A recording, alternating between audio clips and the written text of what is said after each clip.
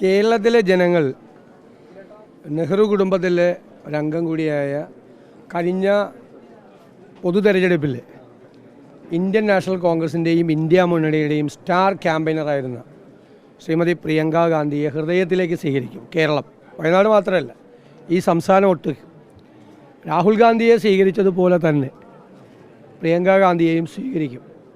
അവർ ഈ ഫാസിസ്റ്റ് വർഗീയ മുന്നണിക്കെതിരായി അതിശക്തമായ പോരാട്ടം നയിക്കുന്നതിൻ്റെ മുന്നണി പോരാളിയാണ്.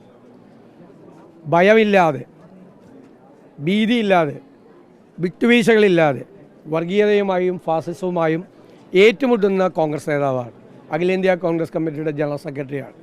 ഞങ്ങൾ കേരളത്തിലെ കോൺഗ്രസും UDF-ഉം ഒറ്റക്കെട്ടായി ഹൃദയപൂർവ്വം അവരെ സ്വാഗതം ചെയ്യുകയാണ് കേരളത്തിലേക്ക്. തീർച്ചയായിട്ടും ആദ്യമായിട്ടാണ് തെരഞ്ഞെടുപ്പിൽ മത്സരിക്കുന്നത്. ഇതിനു മുൻപ് അവസരങ്ങളുണ്ടായപ്പോഴും മാറി നിൽക്കുകയായിരുന്നു. രാഹുൽ ഗാന്ധി പറഞ്ഞു, രാഹുൽ ഗാന്ധി 2 മണ്ഡലത്തിൽ നിന്ന് വിജയിച്ചപ്പോൾ 2 മണ്ഡലത്തിനും സന്തോഷമാകുന്നൊരു തീരുമാനമെടുക്കും എന്നാണ് അദ്ദേഹം പറഞ്ഞത്. അപ്പോൾ അദ്ദേഹം റായ്ബറേലിയിൽ തുടരാൻ രാഷ്ട്രീയമായ കാരണങ്ങളാൽ റായ്ബറേലിയിൽ തുടരണം എന്നാണ് തീരുമാനമെടുത്തത്. ദേശീയ തലത്തിൽ UP ഇന്ത്യയിലെ ഏറ്റവും പ്രധാനപ്പെട്ട ഒരു സംസ്ഥാനത്ത് വലിയൊരു തെരഞ്ഞെടുപ്പ് കൂടി അവിടെ നടക്കാൻ പോകുന്ന സാഹചര്യത്തിൽ അദ്ദേഹം തുടരണം. എന്നാൽ വയനാട്ടിലെ ജനങ്ങളെ നിരാശരാക്കാതെ ശ്രീമതി പ്രിയങ്ക ഗാന്ധി ഇവിടെ മത്സരിക്കാൻ വേണ്ടിയിട്ടുള്ള തീരുമാനവും കോൺഗ്രസ് ദേശീയ നേതൃത്വം എടുത്തിരിക്കുകയാണ്. ഉചിതമായ തീരുമാനമാണ്, ആഹ്ലാദകരമായ തീരുമാനമാണ്. വൻ ഭൂരിപക്ഷത്തിൽ, രാഹുൽ ഗാന്ധിക്ക് ഇപ്പോൾ കിട്ടിയതിനേക്കാൾ വലിയ ഭൂരിപക്ഷത്തിൽ വയനാട്ടിലെ വോട്ടർമാർ പ്രിയങ്ക ഗാന്ധിയെ വിജയിപ്പിക്കും എന്ന് ഞങ്ങൾക്ക് ഉറച്ച വിശ്വാസമുണ്ട്. രാഹുൽ ഗാന്ധി ആദ്യമേ ഉത്തരേന്ത്യയിൽ മത്സരിപ്പിച്ചിരുന്നെങ്കിൽ ഇത്തരം ഒരു നാടകത്തിന്റെ വേഷം രാഹുൽ ഗാന്ധിയെ കൊണ്ട് കെട്ടിക്കേണ്ടിയിരുന്നില്ല എന്നുള്ളതാണ്. ഇന്ത്യയിൽ ആദ്യമായിട്ടാണോ രാഷ്ട്രീയ നേതാക്കന്മാർ 2 സ്ഥലത്ത് മത്സരിക്കുന്നത്? 2 സ്ഥലത്ത് മത്സരിക്കുന്നത് ആദ്യമായിട്ടാണോ? അല്ലല്ലോ, ആദ്യമായിട്ടല്ലല്ലോ മത്സരിക്കുന്നത്. 2 സ്ഥലത്തും മത്സരിച്ച് ഒരു സ്ഥലത്ത് രാജിവെക്കും, 2 സ്ഥലത്തും തിരഞ്ഞെടുക്കപ്പെട്ടാൽ. അത് ഇന്ത്യയിലെ നരേന്ദ്രമോദി മത്സരിച്ചിട്ടുണ്ടല്ലോ, ഇന്ത്യയിലെ പല രാഷ്ട്രീയ നേതാക്കളും മത്സരിച്ചിട്ടുണ്ട്. അപ്പോൾ ഉത്തരേന്ത്യയിലും ദക്ഷിണേന്ത്യയിലും ഒരുപോലെ മത്സരിക്കണം. നേരത്തെ ഇവരുടെ പരാതി ഉത്തരേന്ത്യയിൽ മത്സരിക്കാതെ ദക്ഷിണേന്ത്യയിൽ വന്ന് മാത്രം മത്സരിക്കുന്നു, കേരളത്തിൽ വന്ന് മാത്രം മത്സരിക്കുന്നു എന്ന് പരാതി പറഞ്ഞ ആളുകളാണ് ഇപ്പോൾ ഉത്തരേന്ത്യയിൽ മത്സരിച്ചതിനെ പരിഹസിക്കുന്നത്.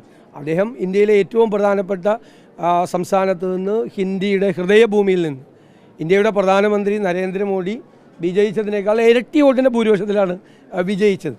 ഇതൊക്കെ വെറുതെ എന്തെങ്കിലും പറയേണ്ടെന്ന്.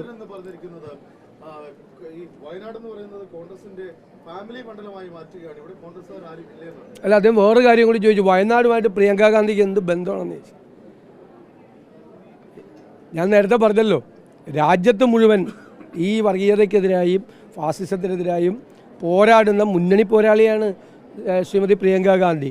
നെഹ്റു കുടുംബത്തിന് ഇന്ത്യയിലെ ഏതെങ്കിലും ഒരു മണ്ഡലത്തിൽ ചൂണ്ടിക്കാണിച്ചിട്ട് അവർക്ക് എന്താണ് ബന്ധം ഇന്ത്യയോട്? ഇന്ത്യയുടെ ഹൃദയത്തിൽ അഴിഞ്ഞുകയറുന്ന ബന്ധമാണ് ആ ബന്ധമുള്ളത്. ഇദ്ദേഹം എവിടെ നിന്നാണ് രാജ്യസഭയിലായത്? ആ സംസ്ഥാനമായിട്ട് എന്തൊരു ബന്ധമായിരുന്നെന്നറിയാമോ? രാജ്യസഭ മെമ്പറായപ്പേ. ഇതൊക്കെ പറയുമ്പോൾ ഈ ഒരു വിരൽ നമ്മുടെ നേരെ ചൂണ്ടുമ്പോൾ ബാക്കിയുള്ള വിരലെല്ലാം സ്വന്തം നെഞ്ചത്തോട്ടാണ് ചൂണ്ടുന്നത്. കേരളത്തിൽ നിന്ന് ജയിച്ചിട്ടല്ലല്ലോ കേന്ദ്രമന്ത്രിയായത്, ഏതോ സംസ്ഥാനത്ത് പോയിട്ട് MP ആയിട്ടല്ലേ. ആ സംസ്ഥാനമായിട്ട് അദ്ദേഹത്തിന് എന്ത് ബന്ധമാണുണ്ടായിരുന്നത്? അതിനേക്കാളൊക്കെ വലിയ ഹൃദയബന്ധം പ്രിയങ്ക ഗാന്ധിക്കും രാഹുൽ ഗാന്ധിക്കും ഒക്കെ കേരളത്തിനോടുണ്ട്. അത് നിങ്ങൾ ദൃശ്യമാധ്യമങ്ങളും പത്രമാധ്യമങ്ങളും ഓരോ പേര് നിങ്ങൾ തീരുമാനിച്ചു, നിങ്ങൾ സ്ഥാനാർത്ഥിയെ തീരുമാനിച്ചു. ഞങ്ങളിതുവരെ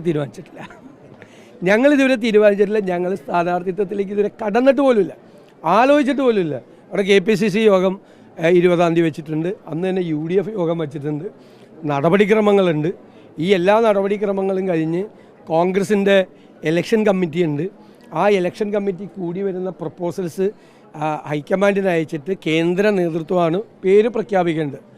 അതെങ്കിലും ഒന്ന് തീരുമാനിക്കാനുള്ള അവസരം ഞങ്ങൾക്ക് തരണം എന്നാണ് എൻ്റെ അഭ്യർത്ഥന.